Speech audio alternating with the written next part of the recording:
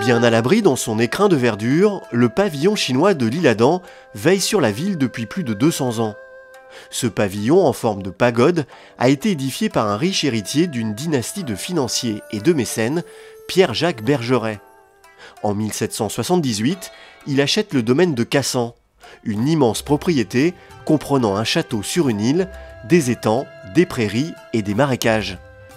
Aidé par son ami le peintre Fragonard, Bergeret transforme le château, crée un parc à l'anglaise et fait construire le pavillon. D'inspiration chinoise, il reflète les goûts de son époque. En cette fin du XVIIIe siècle, la Chine fascine l'Occident. La mode est alors à la construction de fabriques chinoises. Une fabrique, qu'est-ce que c'est? Tout simplement, c'est une architecture en miniature qui orne un parc. C'est une promenade qu'on doit faire dans le parc.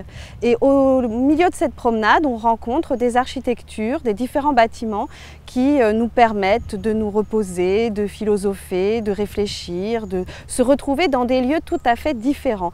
Ça nous permet de voyager au sein d'un domaine. À l'origine, le pavillon chinois n'est qu'un élément du parc imaginé par Pierre-Jacques Bergeret. Plus d'une quinzaine d'autres fabriques plus imposantes étaient prévues. Pris dans la tourmente de la Révolution française, Bergeret ne pourra achever son projet. Le pavillon chinois sera la seule fabrique qui verra le jour.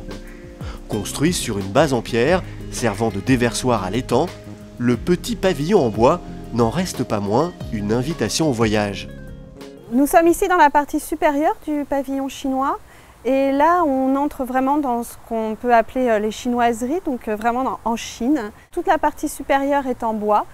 Toutes les clochettes qui ornent le bâtiment tout autour sont elles aussi en bois. Elles sont là pour éloigner les mauvais esprits, ainsi que les lions-dragons que nous avons de part et d'autre des entrées du pavillon.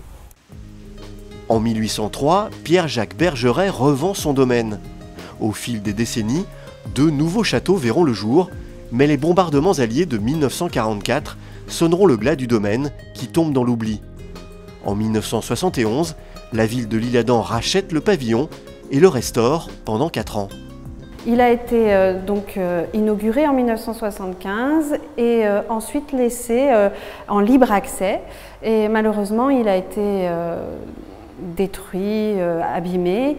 Et il faudra attendre 2008 pour avoir une nouvelle campagne de restauration. Et à partir de 2008, il sera fermé au public et ouvert sur visite guidée.